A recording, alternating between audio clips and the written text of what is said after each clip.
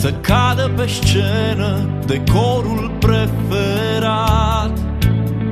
Și în colțuri pline de groază, înnecate de praf, plâng păpușile, spectacolul s-a terminat.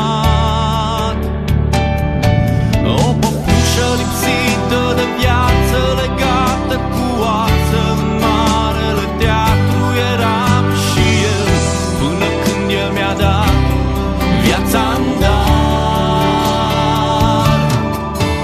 Și m-a scos din grămada de cârpe și îndată m-a strâns la pieptul lui și-am pornit împreună spre poarta cerului.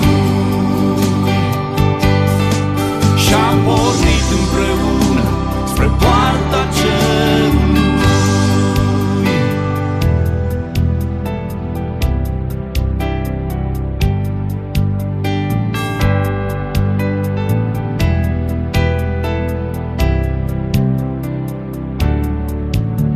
Aceasta este povestea mea și poate fi oricând și povestea ta.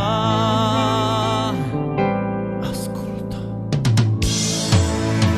Mii de ochi privesc din întuneric speriați, așteptând să cadă pe scenă decorul preferat.